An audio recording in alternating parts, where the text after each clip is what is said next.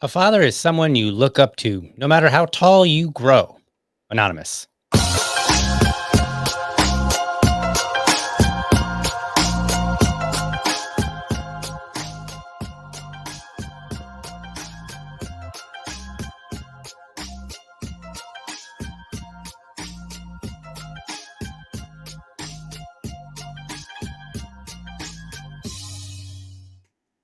All right. Welcome to another morning episode of the Liberty Dad podcast, a discussion on politics and culture. If you're tuning in live, thank you so much for giving me your time so early.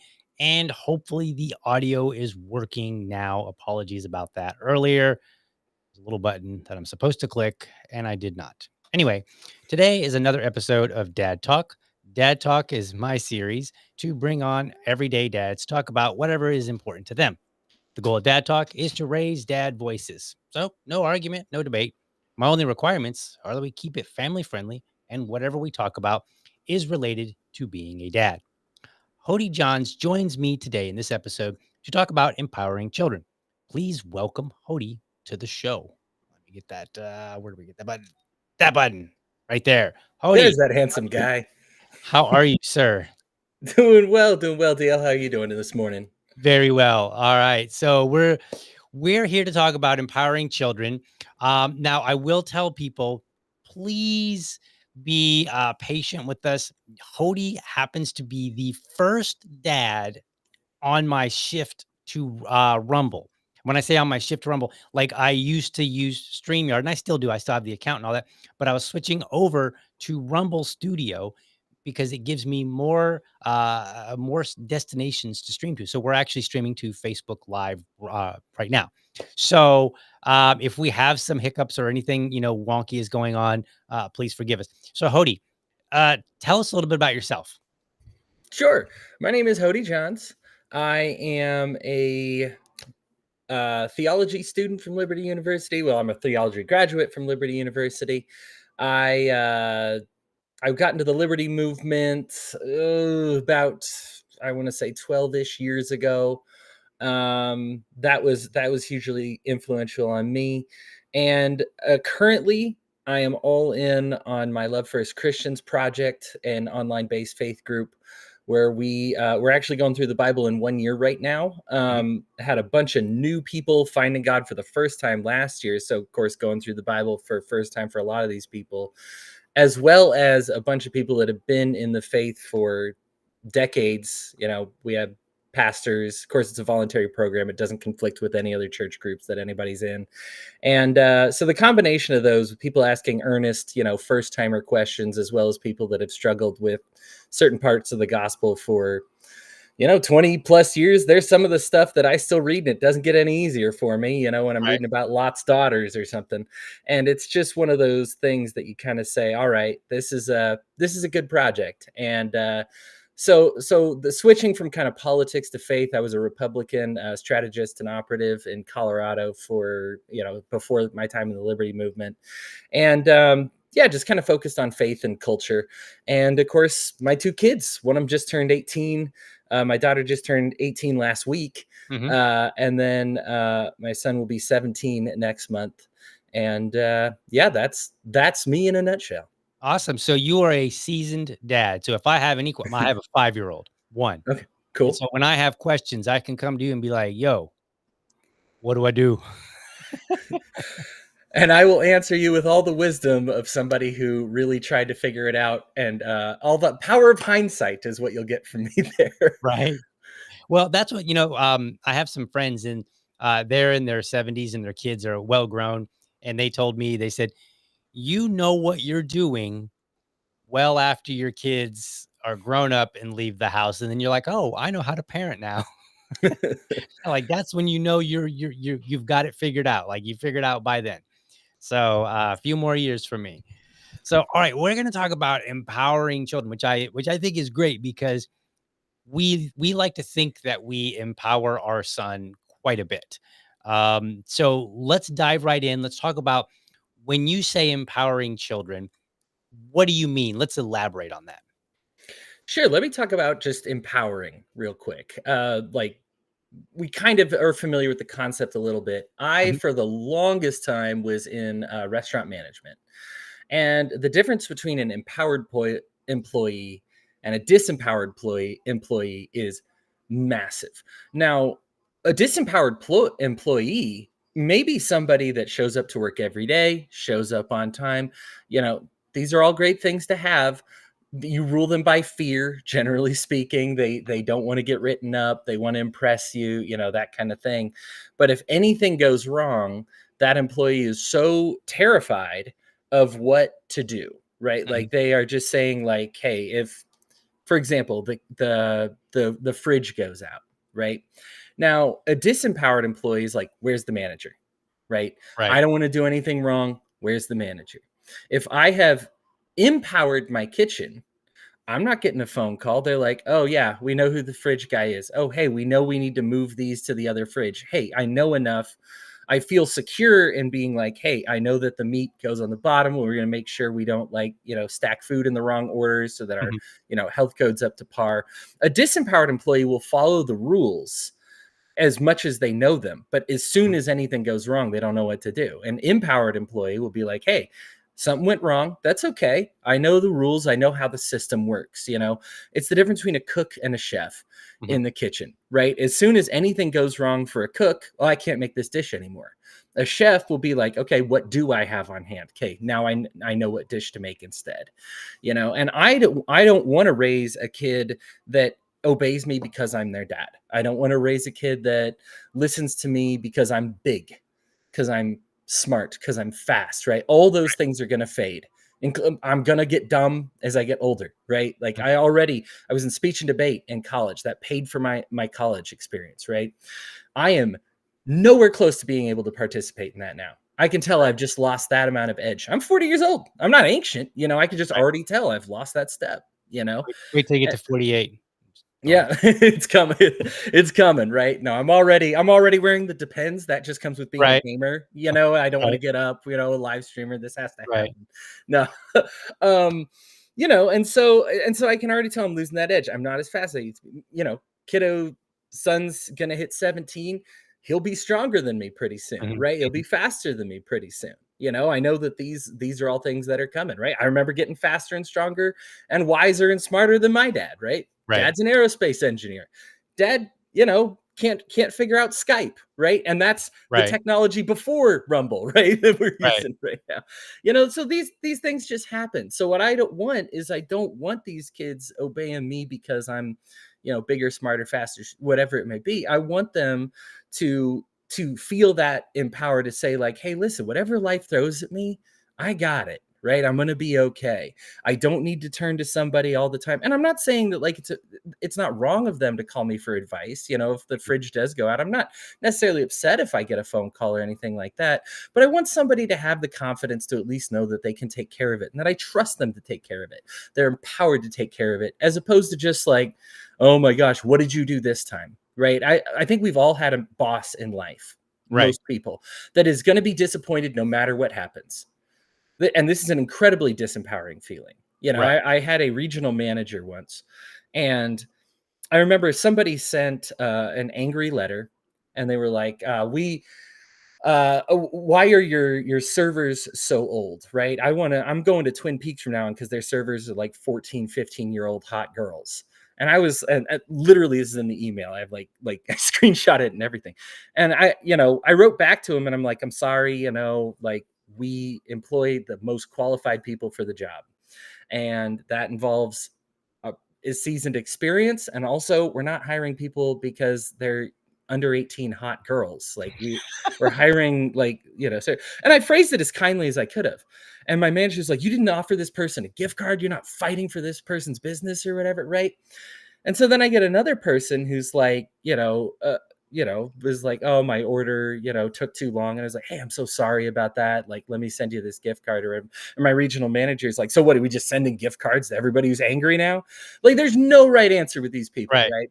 He's Right. and of course he created a castrated culture in his whole region, right? Like Right. everybody's afraid to do everything. And this is everybody knows that feeling of disempowerment as an adult.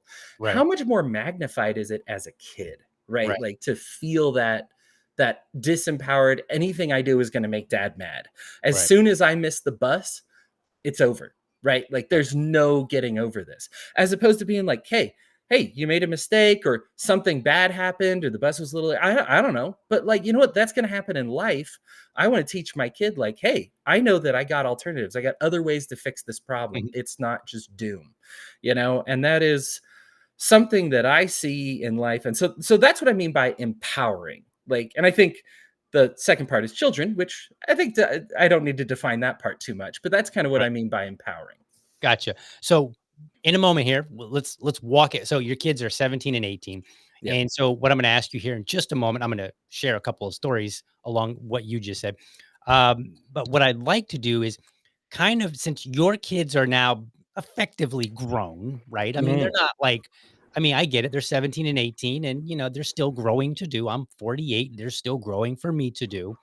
Um, but I'd like to walk through kind of like the things that you did early on, because unlike employees, children are with you a lot longer typically, and they go through a lot of developmental changes. Whereas employees tend not to really, right? Like you have an employee who's like 18, they're probably, hopefully they're a better employee by the time they're, 25 if they're there that long, but there's a significant difference between going from 18 to 25 and going from 0 to 18. So, couple stories really quickly. The most we're talking about empowering. One of the most formative experiences that I had in the workforce, I was working at Rent a Center. And rent a center, for anybody that's not familiar, they just rent, household items. So you could rent a bed, you could rent a TV, and the idea is that you can rent it to own. And so you start out as an account manager, which basically means people that are already renting, you have a strategy for reaching out, ensuring that they pay, and trying to get people who are maybe late payers to get that money in, so on and so forth. And so what happens is you basically are on the phone a lot, calling people up saying, "Hey, Miss Jones, your payment's due today," or "Hey, Miss Jones, your payment was due 3 days ago." And people give you stories. "Oh, I can't come in and pay today because, my dog hurt his foot," or whatever, all kind of stories. And so you have to make a decision.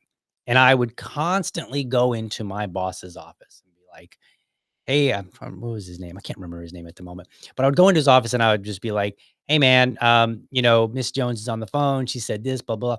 And he would give me an answer. And about the third or fourth time that I went into his office one day, he was like, I go by DL, but my name is Dan. He said, "Dan," he kind of put everything down. He's like, "Dan, I pay you to make decisions. Go back in your office and start making decisions and stop bothering me." I don't know if he said stop bothering me, but basically that was the gist of it. Right. And I was like, okay. So I went and I just started making decisions, and I started learning to live with the decisions that I've made, good or bad, right? Well, fast forward a few years, I'm working at a company and I get an opportunity within the company to advance to this new team that was really exciting.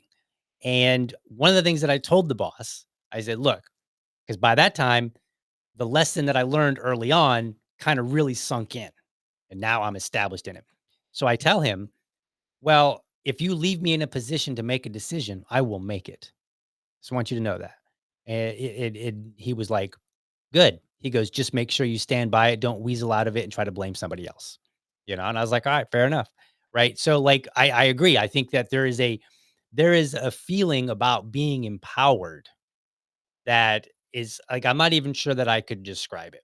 So I just wanted to share that story because that reminded me, like, yeah, there is that feeling. And who doesn't want to feel empowered to make decisions, and know that people are going to support you when you make them. And, sometimes you got to take your licks if you make bad ones. So let's get back to you and empowering children now. What kind of things did you do early on that brought them, presumably your kids, to the point where they are empowered now as 17 and 18-year-olds to make decisions? A lot of it is allowing them to see me Mhm. make mistakes, acknowledge that I make mistakes, show how I get better for it, show how I keep my chin up through these mistakes. Maybe they're my fault. Maybe just life happens. Maybe something, I'm not going to keep anything from my kids.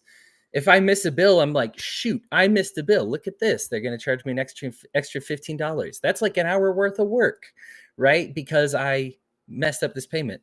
That's okay. I mean, I'm sad about that $15, but here, let's go. Like, I'm going to go pay it right now, you know? And then that's as simple as that, right? So then my kids get to see the experience. They get to see, oh, shoot, something bad happened. Not the end of the world. Chin up. Here's how you take care of it. Cool. Now you're on the right path, you know? Too many parents try to do this like Wizard of Oz, man behind the curtain thing. Like, what I'm doing up here is so difficult. You have no idea how easy you have it as a kid. Terrible thing to say to a kid, right? That life is only going to get harder, you know, that life is going to get more difficult. Frankly, that's not even true from my experience. Like, getting all these choices, if you've been empowered, liberty is a wonderful thing, right? Liberty and tyranny, those start in the home, right? Where's the number one place that people find God, find freedom, find their path in life, find their jobs? That's the home, right? What's also the number one place where people find abuse, sexual or physical, right? Like assault, find that their rights get tread upon. That's also at home, right? Like, there are homes this is where it all begins, and this is where you jettison them out into life. And so I want them to see that, like, hey, I got this, you got this, everybody's got this if they can, right? Like, this freedom isn't some fear on the horizon, not some, you have no idea what I'm dealing with and how difficult my life is right now. It's, man, you're going to be so excited when you get your first apartment someday. You're going to be so excited when you go off to college. This is an amazing decision. Look, when you get your first job, this is going to be awesome. Hey, if you choose to skip college and go into trade labor, man, that's going to be awesome for you if you want to do that. There's so many things in life, and all of them are great. You know, as a Christian, we talk about the body of Christ, and there's an eye and there's a heel. A heel needs to be tough, calloused, durable, strong, right? All these things are things I don't want in my eye. I want my eye to be flexible, soft, seeing, right? I don't want that in my heel. I don't want that in my eye. Some of us, my two kids, are not similar to one another, right? And I didn't raise them that way on purpose. Sometimes that comes with having a guy and a girl. I get that. But there are certain masculine traits my daughter has that my son doesn't have. Certain feminine traits my son have that my daughter doesn't have. You know, that's just kids, right? It's just people. This is how I know they're individuals. Right. And I want to strengthen that individualism in them and be like, cool, here are your options later in life if you choose to go that way. I'll tell you another story since we're swapping some of those. You know, when you're a kid and if your mom's like, hey, I don't want you playing that darn rock guitar, right? When you are 40 years old in life and there's been no mom for a long time, you're going to try to play the rock guitar. It's always going to be in the back of your head. What if I could have been the next like rock guitar god? What if I could have been like the next big thing? You're going to try it out. You're going to get there. And then you find out your fingers are too fat for the frets. You know, maybe you're not all that good at it, but you're going to explore that avenue at some point. Why tell a kid they're going to be bad at it early? Let them explore it. And if they're bad at it, great. Then great, you know?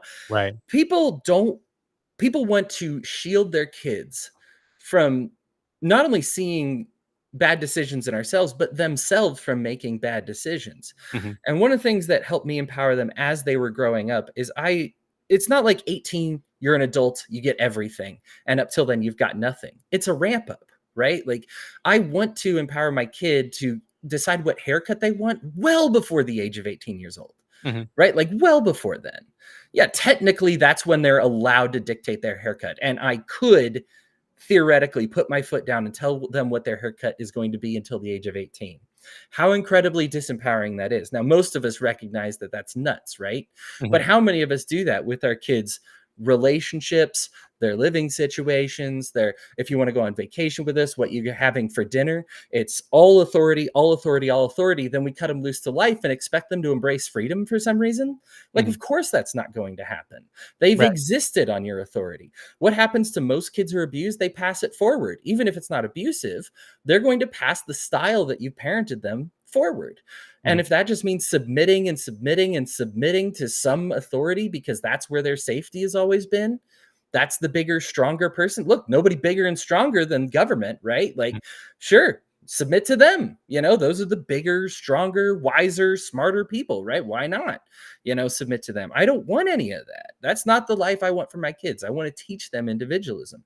So, well before my kids are 18, I'm empowering them with, hey, what do you want your hairstyle to be? What do you want your clothing style to be? Come with me to the store.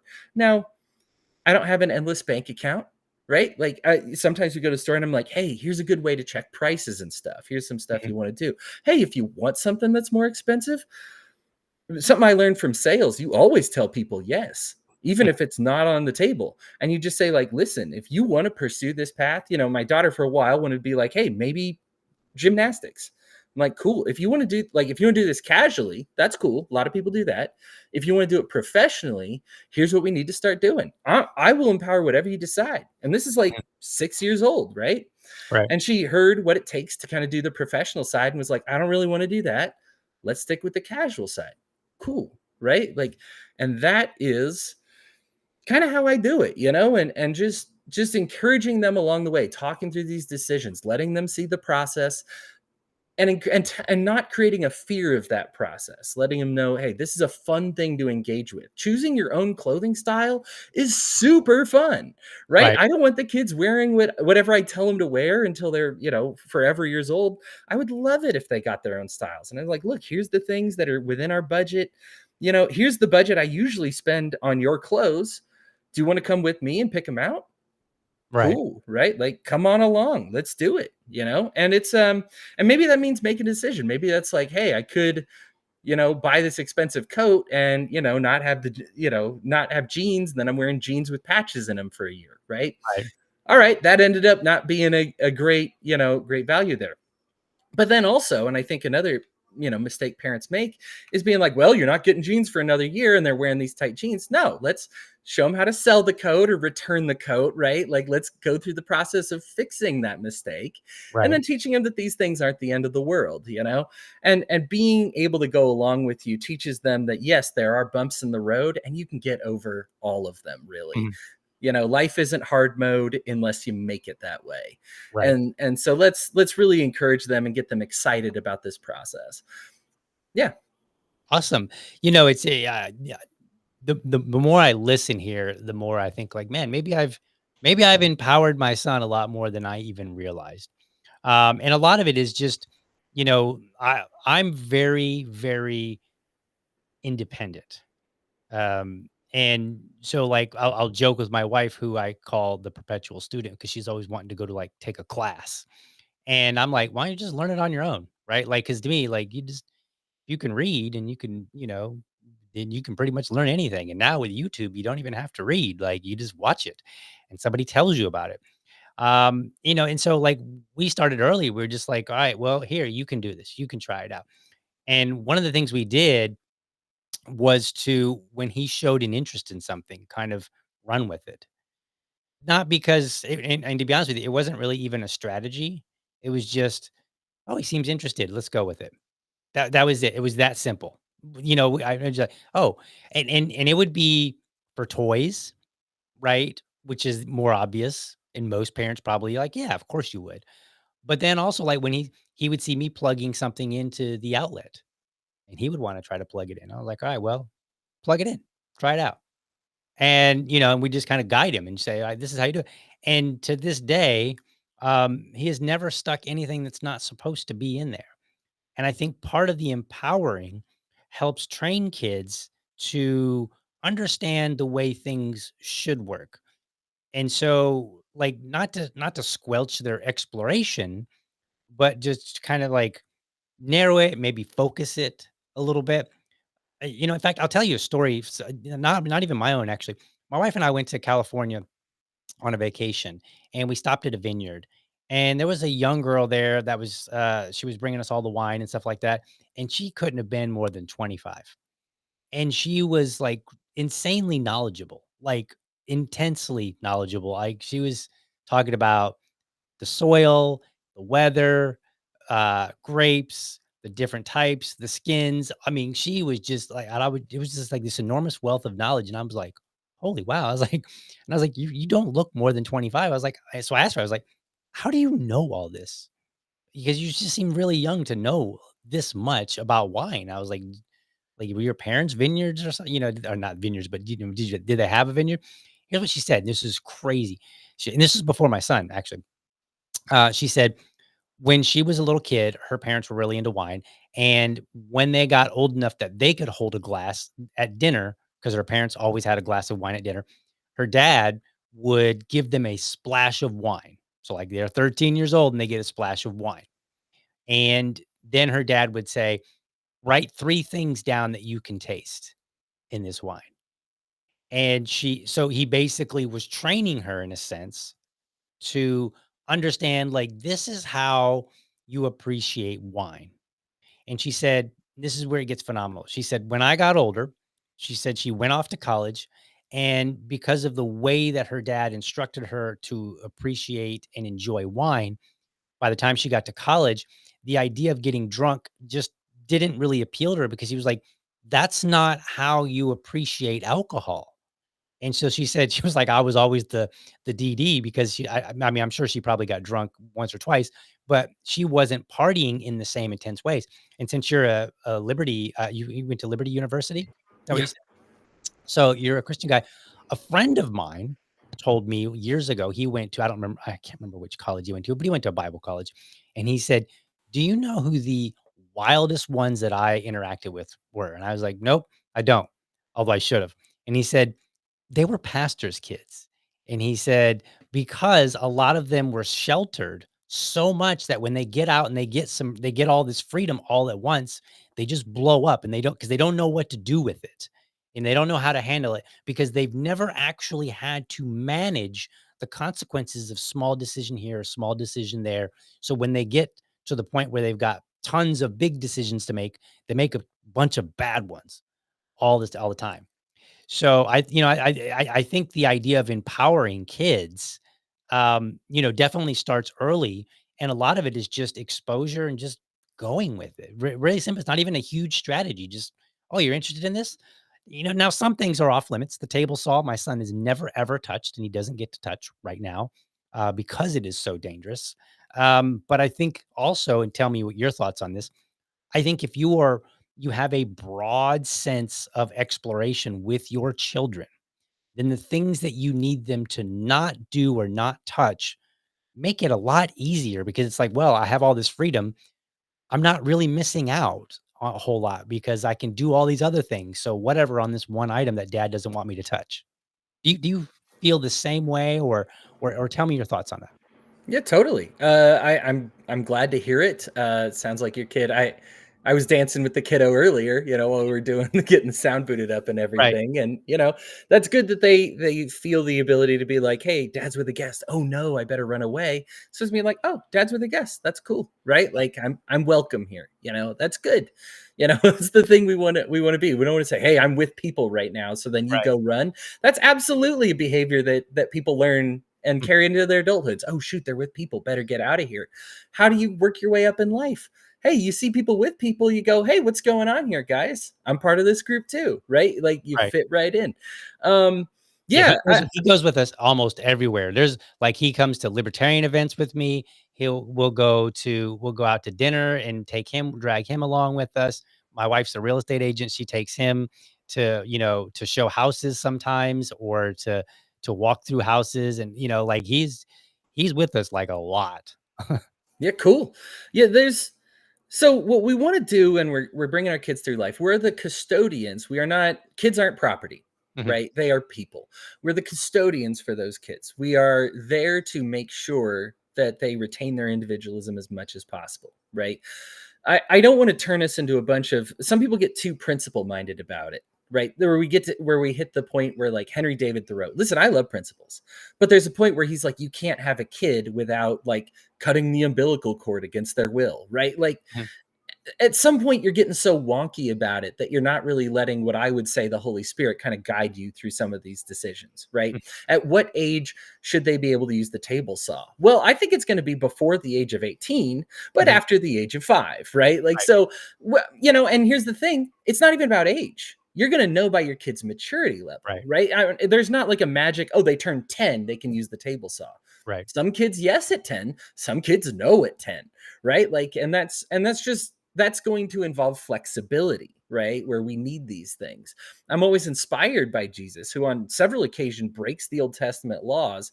And instead of when they're like, hey, that's against the law, Jesus didn't say, well, technically no, or try to find some caveat. He's like, listen, I'm trying to do the right thing here, right? I'm trying to do what's good. Is it lawful to heal on the Sabbath? I say yes. Does the technical written code say it's against the law? Yes, I guess so. But you know what? I'm going to do what the Holy Spirit tells me to do. That's the person that the law originates from, Mhm. right? So this is why we walk with our kids. We're flexible with them. One thing that I wanted to talk about when we're talking about when we're the custodian for our kids, that doesn't mean making sure they don't come to harm all the time.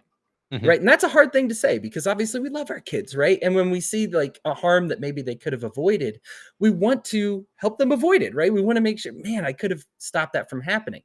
No, I'm not saying play in traffic and have them learn by getting hit by a car that like that's how traffic works. Of course not.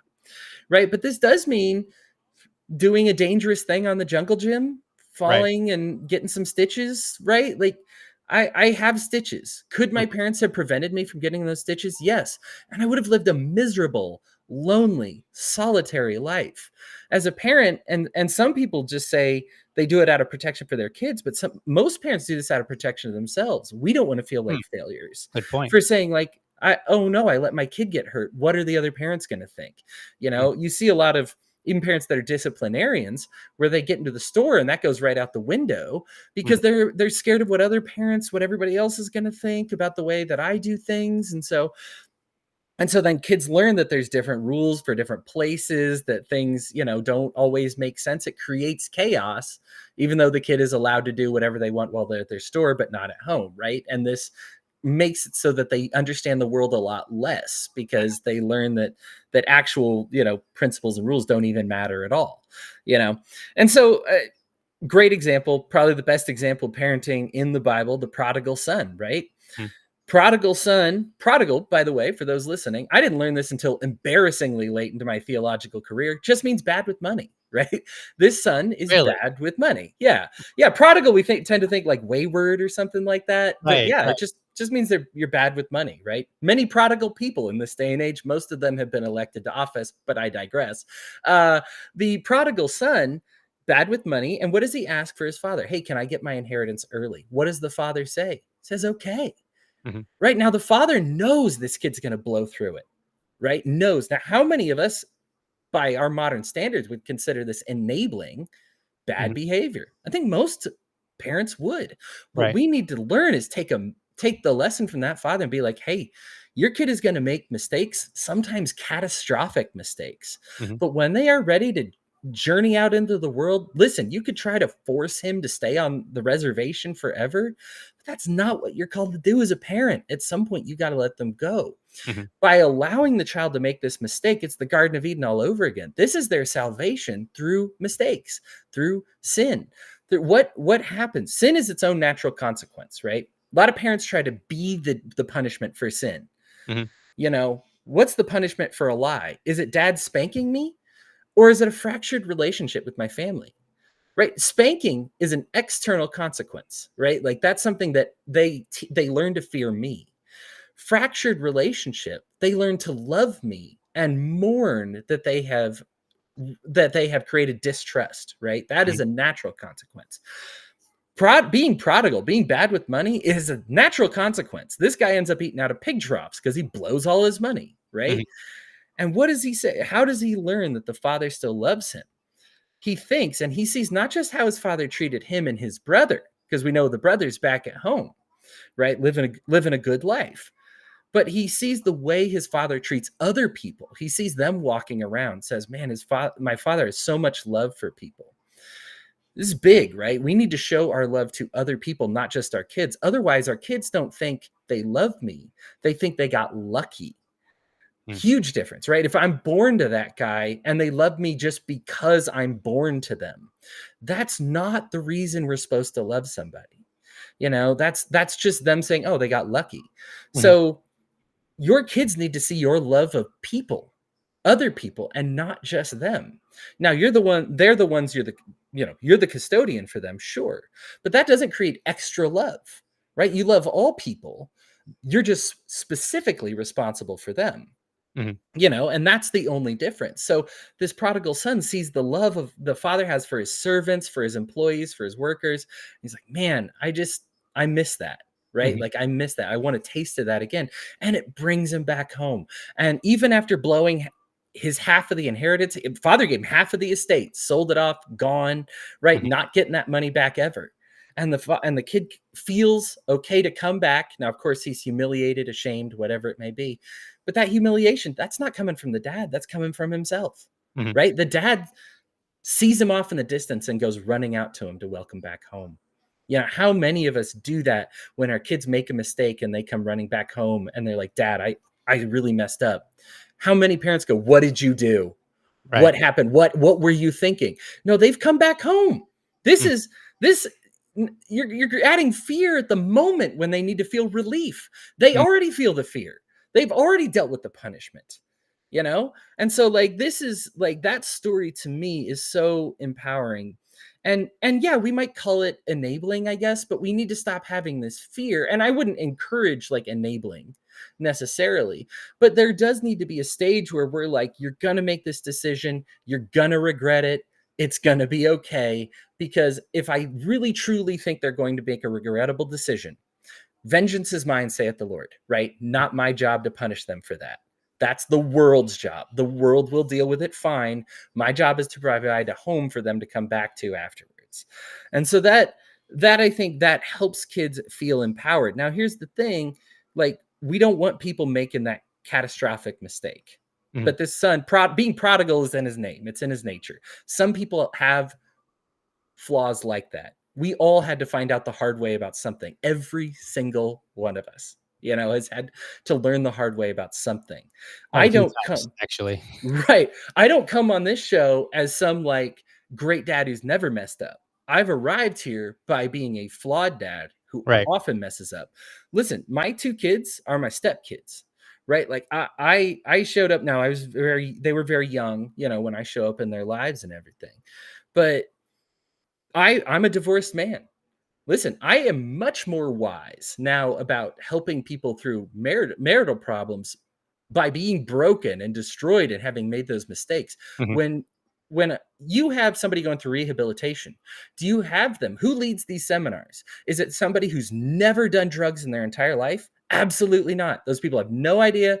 They make things worse. They're judgmental without trying to be. It's Mhm. always somebody who has gone through this process before, who has failed before themselves and goes through it themselves, right? These are the people to learn from. You don't want to learn from masters. You want to learn from students who Mhm. love that. You talked about your wife being the perpetual student, right? This is the Right. Baha'i faith. This is the always a student faith, Mhm. that we need to embrace and just constantly be like, listen, as soon as you think you're the master, you are no longer fit to teach. As Mhm. soon as you embrace that you're the student, embrace that humility, embrace that you make mistakes, that's when you're fit to teach. He who is first will be last, and he who is last will be first. Mhm. That's you know, that's deep. I like it. I like it a lot. So let me ask you, k I know that, being a parent means, um, different things, right? Like, for you, the experiences that you had with your kids may be different than the one that I have with my son. But there's gonna be a lot of shared. So when we're talking about these more in a concept sense, can you kinda give some examples of like, okay, here's an area where, yeah, maybe you want to be more relaxed, more chill, more allow them to explore the world. And then here are some examples where, no, you kind of got to put your foot down on this one, or at least from your experience, which again, I get it. The situation may be different. Like maybe your child does something and my child does something very, very similar, but there's a different situation for which we have to have a different approach. But that being said, like, just to kind of give some people an idea of like, okay, here's when I want to be more flexible. Here's when I want to be more rigid, or, by example. Can you give a few kind of just to help people out? Yeah. I'll give you one example when I was rigid and really regretted it. It's Mhm. something I had to ask my son for forgiveness for when I was kind of first coming into their lives, maybe for about a year. Um, and son's 5 and hits his 6-year-old sister, Mm. right? And they were like, well, they were kind of horsing around. He's like, no, like I did it because I hate her or something like that. And I let him have it, right? Because in my head, abuse is never okay. I want to make sure I'm not raising an abusive kid. My Right. heart is in the right place on this one. But I was like, you never hit your I become scary, right? I became the and now of course I'm against physical abuse, but I was willing to engage in, and I wouldn't say verbal abuse. I'm not making the kid feel small. It's not anything that would be considered abusive by any modern standards. But I deeply regret this situation because what I taught was this like fear, scary thing like that could get unleashed at any moment. That that type of thing might seem that it's okay to be rigid. I mean, if it's okay to be rigid about anything, hitting somebody, right? Like physical assault, that's something that we should step forward. But that wasn't the right way to go about it. Like what I needed to do is be like, listen, some people commit mistakes, sometimes serious mistakes. Mhm. And I needed a sit down. Hey, let's take a walk around the park. Let me tell you about my experiences with this, right? And then that ends up creating a less violent kid than me just scaring the heck out of them, because Mhm. as soon as they are, as we talked about at the beginning, bigger, stronger, faster than me, then I can't stop them anymore, Mhm. right? And then this is why the cycle of abuse gets perpetuated forward. Instead of what we always tell ourselves is, oh, my parents did this, I'll never do that to my kids, right? Or my parents did that to me, I'm never going to do that. That's not the common experience, right? Overwhelmingly, the common experience is you carry that forward. Cycle breakers are super rare, and blessings to Right. anybody listening to this who is a cycle breaker. Like, absolutely great. Well, even if Um, even if you do manage to break the cycle, sometimes it still gets in there on some level. So, for instance, my viewers know that my or audience members know that that have been listening. My mom was abused heavily, and when I say abuse, I mean the kind of abuse that virtually everyone in the country would say, yeah, that's abuse, right? We're not talking about the ambiguous kind, where it gets debated. We're talking about, nope, it's very clear. Nobody's going to be arguing with that, right? And, but my growing up, my experience was I got spanked a lot, like just regular, plain old spankings, like nothing, like, and I don't look back on abuse, but there was uh, that physical interaction that did get carried forward. Now again, I want to make it clear to my mama up in heaven, I don't see it as abuse personally. Um, but there was something that was carried forward, even though she worked like hell to break the cycle and make sure that she did not treat her kids the way that she treated them, that way that she was treated. Yeah. Yeah, and let's be forgiving with people, right? Like a lot of the ways that we break out of this cycle ourselves is not by I think the problem is what I said at the beginning where you say like, "Oh, my parents did that. I would never do that to my kids." You're viewing your parents with anger as Mm. opposed to viewing your parents as flawed human beings doing the best they could, right? Kids are just kids having kids, like Right. we're trying our best, but we're gonna fail. I also was spanked. My parents also like come to find the new literature that was a mistake, but I don't want to hold that over them the rest of their life. This is letting go of sin is a huge part of the Bible, right? Because as soon as we start keeping tallies, that never ends. It never ends, right? You look at this in a political sense when people are like, oh, we need to give the land back to them. Okay, well, who did they take the land from? Okay, let's give it back to them. Well, who did they take the land? That never Right. ends. And then all of a sudden, nobody has any land, right? Like we live in this flawed system in this flawed world. Instead, let's acknowledge the mistakes that happened. Let's alleviate that as best we can. Let's go forward with an agreement to be full of honesty and integrity, as opposed to constantly carrying these debts forward. We Mhm. want to liberate people from their debts and set them free. And so this is something with the kids, that's an example of when I failed, and I learned from that because man, it felt yucky, right? And I think a lot of parents live to say like, man, I don't like punishing my kids, but I have to do it, right? They live with the yucky Mhm. instead of being like, man, I really didn't like that. I feel like the Holy Spirit is telling me to do something else. I'm going to do something different. You know, if you don't call it the Holy Spirit, your conscience, right, is being like, boy, that interaction with my kid felt kind of yucky. Mhm. Unfortunately, too often we're told that voice in your head is like weakness, softness. Mhm. That's the devil trying to convince you, you know, and you got to push through it. And what we're doing is we're suppressing our conscience when we're pushing through this Mhm. instead of doing something better, right? Like there are better ways to do this. And when I talk with my kiddo now, of course, he doesn't hit his sister anymore. He doesn't hit people Right. anymore. He's a very gentle kid, you Mhm. know, but had I always dealt with him that way, he would not be a gentle kid. You know, he would just simply be a kid ruled by fear and then waiting to get out from under my shadow, you know? And so this is something that I made a mistake and I needed his forgiveness from. I think that that's an important thing to see for my kids. uh, it's tough because when we talk about that rigidity, I almost have nothing like that. Because even though there's some things like the table saw example we can say is rigid, even then, I don't want to make that boundary be there because it's a rigid boundary. I Mhm. want that boundary to be very fleshed out and understandable. You know, when we talk about outlets is a good example, right? I don't want to just like smack him if I see him around an outlet. We can turn this into a really positive experience. Watch videos online about people who mess around with outlets Mhm. and electrocuting themselves. Right. Now, maybe that's a sick, morbid part of myself, but you watch people go, ow, ah, shock themselves or whatever. And you're just like, look at these guys. We don't want to shock ourselves. And they're like, oh, yeah, I don't want to shock myself. Right. Right. So they learn in this flexible, kind of soft understanding. It's a joint decision Mhm. with us together. You know, it's we learn together as opposed to just that's dad's rules, Right. right? As soon as they say this is something because dad says so, the instant I'm not around, dad's not saying so anymore. You Right. know, you mentioned the pastor's kids being wild. This is something you find in almost every movement because so many parents are bad at this.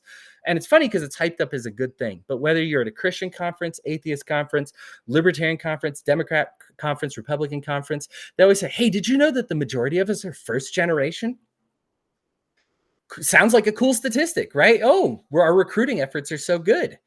But in reality, people are falling out of sync with whatever their parents taught them, Mhm. whether it was atheism, Christianity, libertarianism, republicanism. Parents, because they try to instill the values on these kids, and the kids only learn those values because their parents said so, the instant they get out of the house, that starts to erode away. You Right. know, if they didn't come to that decision honestly, my kids are free to choose their own faith and they know it. And my son has worked through like a bout with atheism before. Mhm. Now, this is not he's still kind of going through it. He's still not my same like faith, right? But he's coming back to this kind of idea Mhm. that a God likely exists.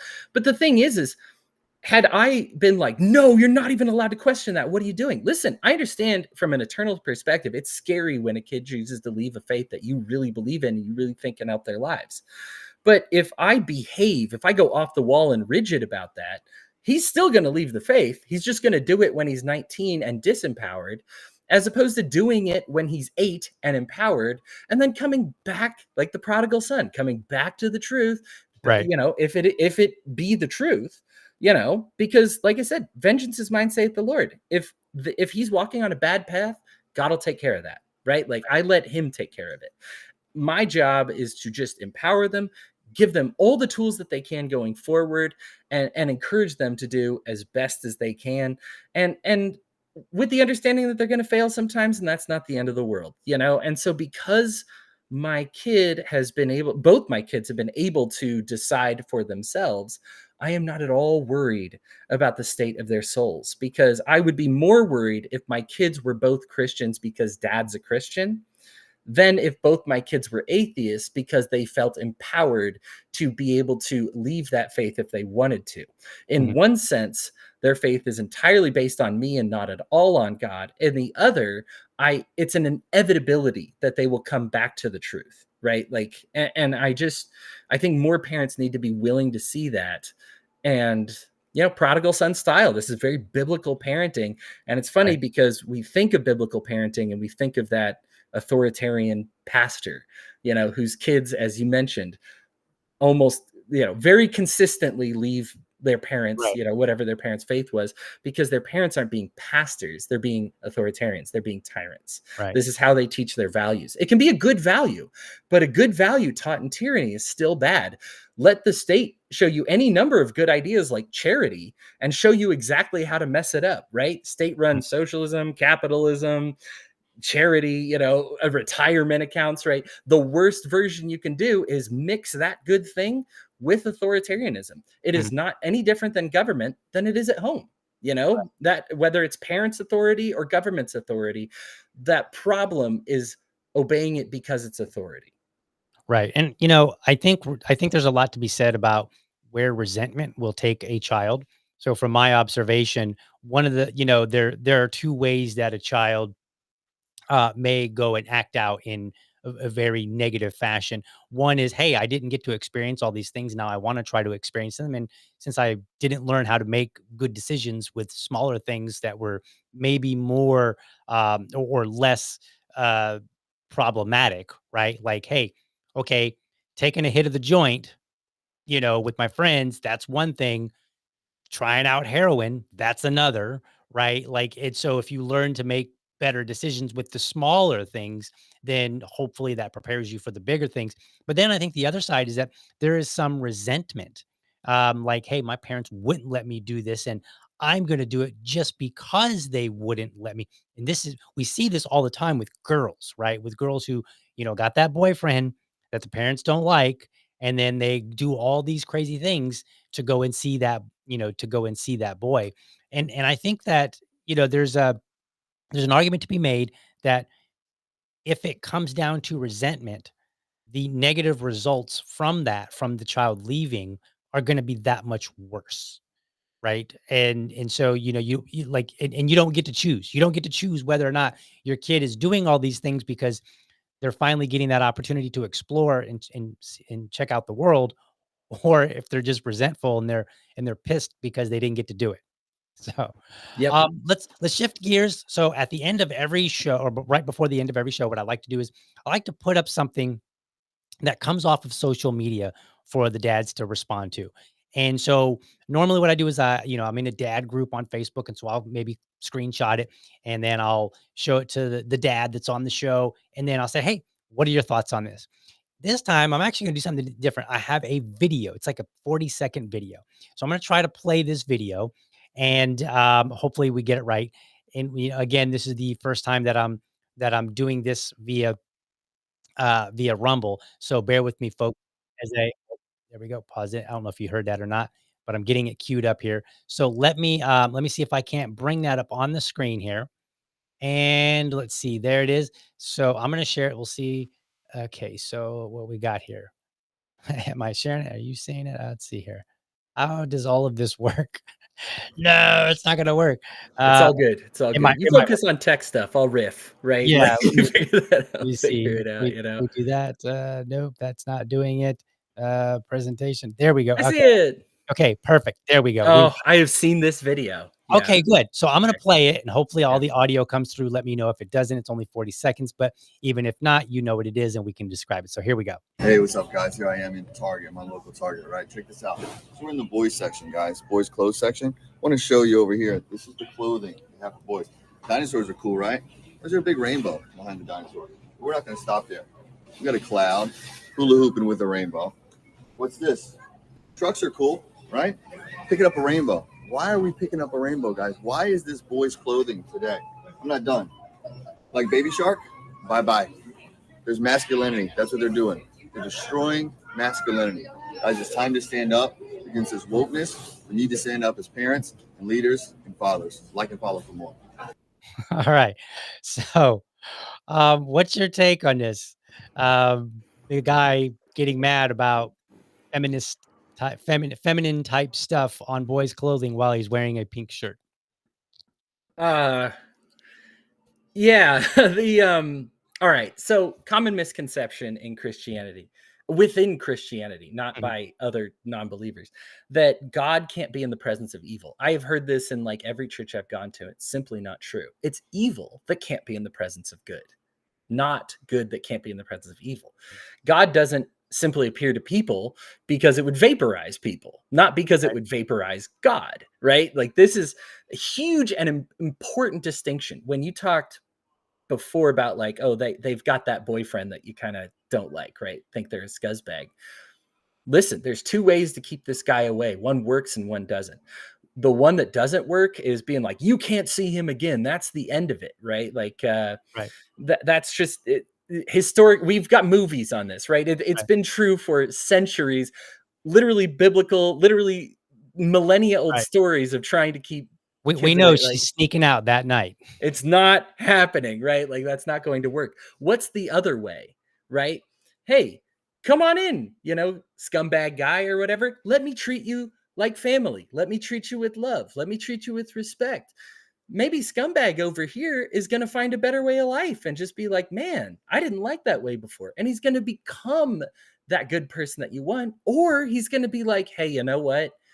That's not for me. Like that, like they're living this great lifestyle and I'm not worthy of it. And I'm out of here. Right. Like let that happen. We have had this direct experience happen with our daughter before with somebody. And listen, I love the kid. I love people in general. Right. Like, but to find any typical like red flag, and the kid had it, right? Like that this guy she was dating. Welcomed him into our home, have dinner with us, come over whenever you want, and yeah, things didn't work out, but man, I'm really glad that we treated him well and that my daughter got to kind of experience that. And ultimately she was the one who broke up with him. It was just like, yeah, it was exciting for a little bit, but like, it's actually not that fun and sexy once you've been in a relationship with it for a few months and, seeing those bad things that didn't get resolved, And so when I see something like this, people are so used to being like, I must expel evil. No, your job is to emanate good, right? You don't need to expel evil. Evil will run from you. When God sent out the apostles into the world, he sent them into places they didn't speak the same language. He sent them alone as individuals into Ethiopia, India, Europe, right? All over the world. And what happened is he knew that even if they were martyred, and all of them were outside of John, right? That their ideology was so wonderful that it would stick around long after they had passed, right? This dad has no choice because of the ideology he's espoused than to embrace this. You must not do this because I say so, because I'm going to shame you. I'm going to put you on blast. I need somebody to forcefully say, I'm not going to sell this anymore. As opposed to looking at the market decision, which is, man, my son doesn't want to wear rainbow stuff. He likes trucks. You know what I mean? He's going to choose. You'll notice he's very selective about the clothing he selects. There's also sharks without, a flower, without a rainbow. Okay. That's the one my son wants to wear. Great. That's the one he chose to wear. And guess what? If my son decides, hey, maybe I'll wear a rainbow, cool. Rock that rainbow. Own it. That's not destroying anything, right? This is apparent. You can tell by the way he's wearing his shirt. God made man, woman, right? Like it says, right? Then God, like if we take that, God also made cancer and birth defects and deformities and, all the, eating disorders, right? Like mental problems. Okay. This is not the right way to view God, right? God gives us challenges. That's very abundantly clear in the scriptures, right? God makes gay people, trans people, just like he makes straight people, cis people, right? There's no shame in this, right?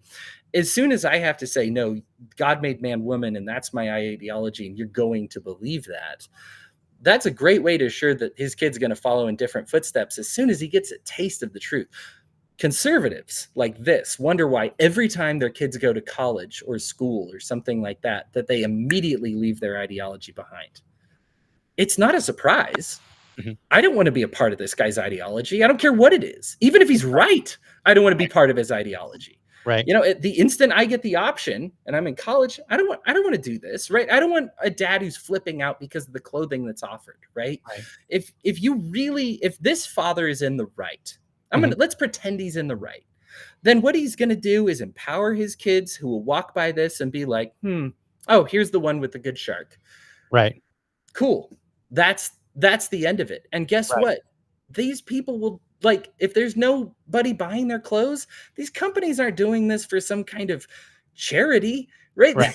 They're big businesses. This is Target, for goodness sake. They only care about their bottom line. They're putting this out there because they think you care about that, right? As soon as you show that you don't care about them positively or negatively, they're not going to do that anymore. Right.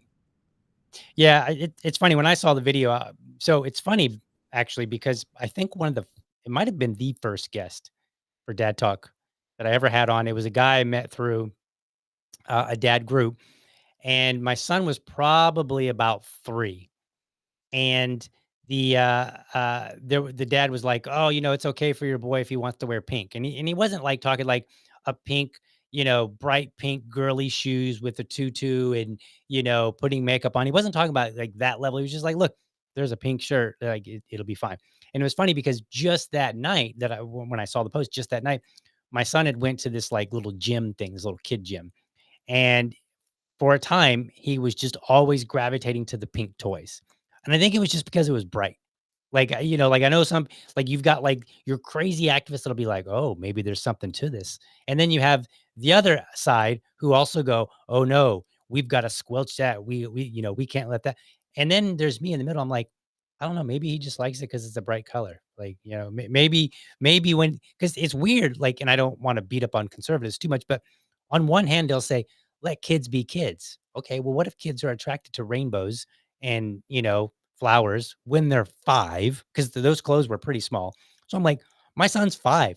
He doesn't know anything about in any of the connotations from politics. I don't talk about that to him. My wife hates politics, so we don't really talk about it too much. So he doesn't really get any of this. So he is totally unaware that there's any connotation about rainbows. The only thing he knows is he likes lots of colors.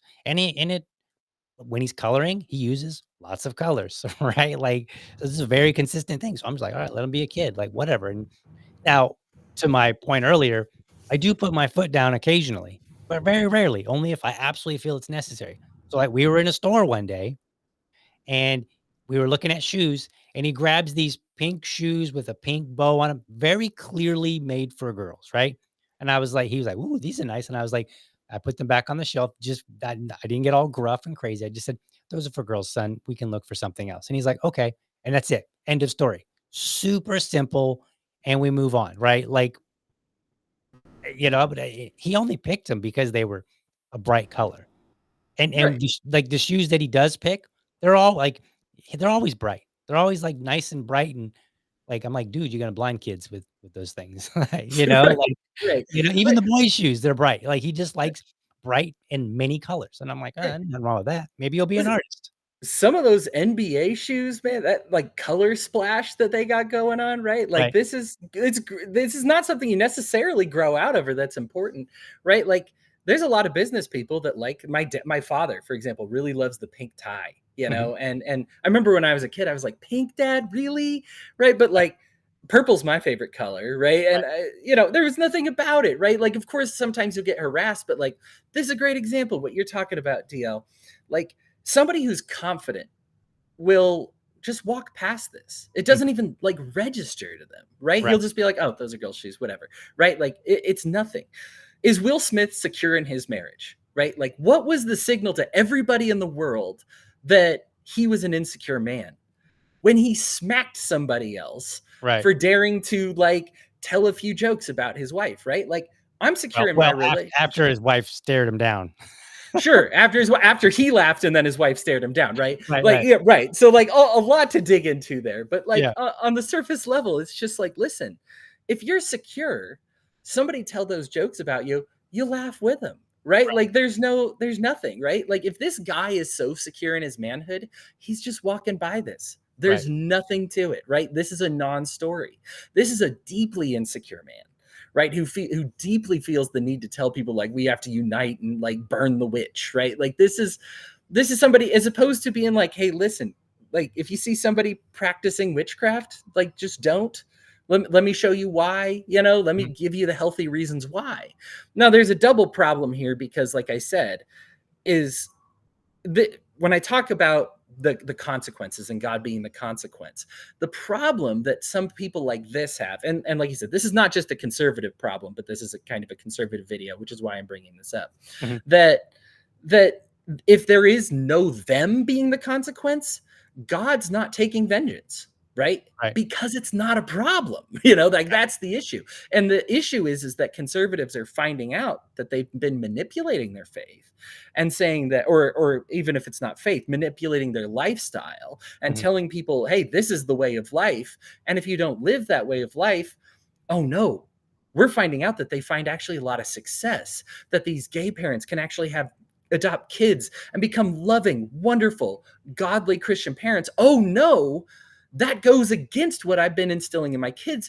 So it's not enough. God's not taking revenge. I have to do it, right? If the kid is actually committing a sin, they will end up eating out of a pig trough. Remember the prodigal son.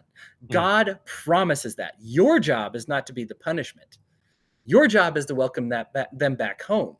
The problem is these kids are figuring out that they've been eating out of pig troughs at home, and then they go out into the world, and that's when they're finding success, And so the problem is the ideology itself, right? And as you mentioned, this, I could very easily do this with the other side of the aisle, that there's these the parents who I saw this parent who is sewing fake penises to put in your baby's diapers so that if your baby girl feels like becoming a man later on, it's like a comfortable transition. Like don't do that, right? Like let the kids be kids. Right. This is an insane thing, right? Like you do not have to do this. Let them be kids, let them navigate life, and let them be comfortable enough. I believe that trans people exist, but the idea is you don't need to put that on them. They'll come and tell you, right? Like how many gay people, trans people tell you, like everybody has this story of when they first felt it when they were like 8, 10 years old, something like that, They're going to come tell you, and you guys, if you've been a good parent, can have that conversation at that time. You don't got to force it down their throats, right? Walk through life with a confidence. If somebody mocks me because like, man, my weight spikes. I go through getting in great shape to getting in bad shape, bad shape. I wish I was able to consistently stay in good shape. It's just something I'm not good at. But if somebody makes fun of me for being fat when I'm in my fat time of year, I can laugh, right? Like it's not something that hurts my feelings because I know that I have the power over my weight. I can get back in shape. I can hit that gym again, and I can laugh about it. Like, yeah, hey, I'm a little chunky right now, like I'm a lot bigger than I was in high school. How about that, right? It's not. It doesn't hurt my feelings. If kids see your feelings getting hurt and you being insecure, they look up to you to see that the world is stable, right? As soon as you lash out with that insecurity, that's the whole world then. Is a scary place, that where all of a sudden their very personage can come under attack, and they're afraid then of that world. And we want to show them, hey, listen, the world can lash out at us, and we just let it wash over at us. When our enemies attack us, I just pray for my enemies. When somebody strikes me on the cheek, I'm just like, sure, want to crack at the other one? Like people underestimate how baller that is in the Bible. Like to get smacked in the face and just be like, want to try that again, champ? Like how disempowering that is, more so than just hitting back, right? Like than anything else. If somebody steals something from me and I'm like, hey, listen, have the coat as well. It's cold outside. Like that goodness puts you at a level that makes you the boss, even if you're the one getting robbed and struck against. The kids are going to be like, man, that guy was the boss though, right? Like the other guy might've been in power because we call this empowering kids, right? Power changes hands all the time. If it's all about power, we're never going to beat our politicians. But we empower our kids not just with strength, but teach them that power is love, right? Patience, goodness, gentleness, joy, bravery, all the things that, the Bible says that love is, or that you think that love is, that's real eternal power, not just earthly power. And people feel that in this life. It's not just like, oh, reward in heaven to be seen later. When you see somebody on the cross, when did the Pharisees lose? When Jesus got crucified and everybody was like, man, that's a really good person. Look at him praying for his enemies. Look at him loving the people who stuck him up there. He defeated all of them. He defeated all of his enemies by submitting to the cross and would have lost the battle had he instead decided to resist that. Sometimes submitting ourselves to this world is how we show that we are better than that world. And I think that that's something that our kids can see in our everyday lives, because like government's got a gun to our heads, right? Parents might have gun to our heads, deadlines gun to our heads, right? But if we don't live as though we're constantly being aimed at with guns, if we live with that confidence and love, our kids are going to feel that, and they're going to go into life feeling that they can handle the same thing. They're going to say, you know what, those same barrels that were aimed at my dad are aimed at me now. He's okay. He's happy. He's loving. I'm going to be okay. I'm going to be happy. I'm going to be loving too. Awesome. All right. On that note, I'm going to have to end the show here just because I've got to go to work. I assume that you probably have to go to work as well. It has been an absolute pleasure to have you on, Hodey. I think this was a great conversation. I hope other people enjoyed it as well. I'm going to put you backstage really quick while I close down the show. And then if you're still there when I get back, we can chit chat after the show for a minute or two. But if you got to go, that's understandable as well. So folks, thank you so much for watching. I hope you enjoyed the show. I hope you found it informative and inspiring. Be sure to catch me Monday through Friday, 7:30 a.m. for an informed discussion on politics and culture. By the way, as you noticed, always looking for dads to join me for Dad Talk. It's my series, as you just heard, where I invite everyday dads on to talk about what's important to them in the context of being a dad. No argument, no debate, and dads choose the topic. It's my way of raising dad voices. Make sure that you're subscribed to my YouTube channel, or if you prefer, my Rumble channel. You can go to youtube.libertydad.com, or you can go to rumble.libertydad.com. While you're there, let me know how I'm doing by leaving me a comment. Also, make sure that you hit up libertydad.locals.com. It's a little switch there, but go to libertydad.locals.com. Sign up there. It's $5 a month. You can join me and we will start discussing the show, ideas, things that you want to hear about, things that you want to see, maybe changes to the show, those sorts of things. And I will include a monthly, at least once, a monthly subscriber only show. Last but not least, I want you to remember, if you're a champion of liberty, your business is people and your product is liberty. I want you to have a great week. Catch you next time. But for now, I'm out.